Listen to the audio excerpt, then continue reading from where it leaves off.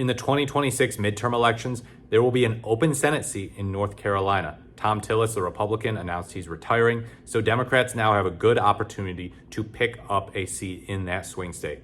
And so now they're announcing some of their runs. We have a big one coming here.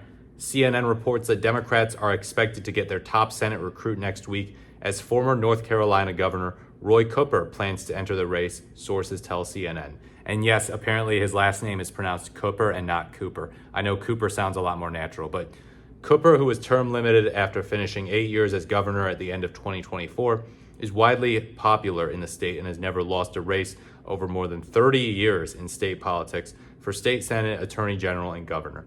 He won most of those races in years when Republicans carried the state in presidential elections.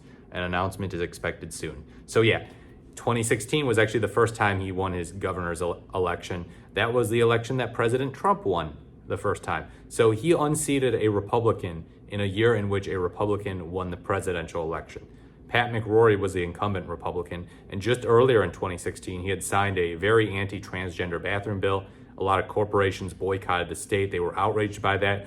Cooper kind of seized on that, and then he got elected. He defeated a Republican incumbent, and McCrory, by the way, had won in a pretty big victory earlier in 2012. So he beat a Republican who earlier had destroyed a Democrat in 2012. So that's very, very commendable. That's okay. You're a titan if you're able to do that. So Democrats see the North Carolina race as a top opportunity to flip a seat.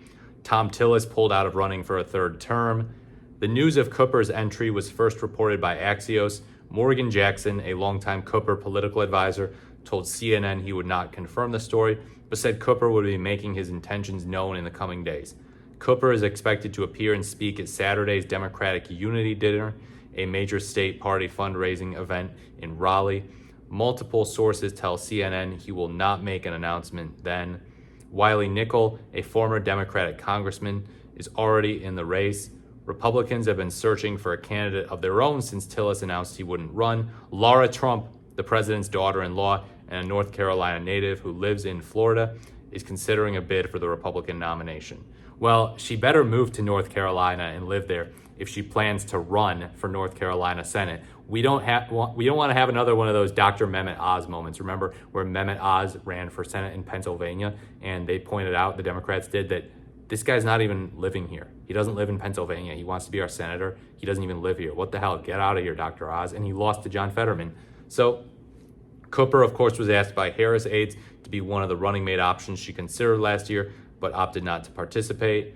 He has long been sought by Democrats as a Senate candidate, but passed on several other recruitment efforts. Yeah, he considered running in 2022, I believe, but ultimately he stayed their governor. And as governor, it seems like he has done a fairly good job. He expanded Medicaid to cover an additional 600,000 or so low-income North Carolina citizens, so that's really good. The Medicaid expansion thing was a huge kind of issue in the Obamacare days, where Republican governors were just like, no, I don't want to expand Medicaid. And people suffered financially and physically as a result of that. So good on him. I don't know how far left, how far right he truly is. I haven't researched a ton on him.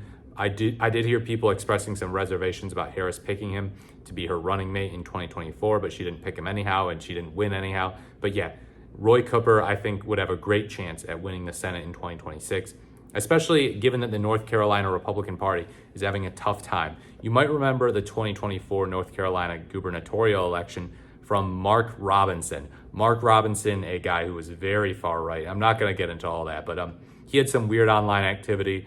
He was into some very bizarre sexual stuff, possibly. Very strange guy. One of the worst candidates the Republicans have ever run. I would say that he's possibly even worse than Roy Moore, who they tried to run for senator in Alabama. Yeah, he's that bad. So North Carolina Republicans didn't have a very good shot in 2024. They couldn't get their act together. So maybe if they continue to fail to get their act together, Roy Cooper will just steamroll whoever they nominate. Or maybe they won't even nominate anyone. Of course, they'll nominate someone, but it will quite possibly be a total cretin.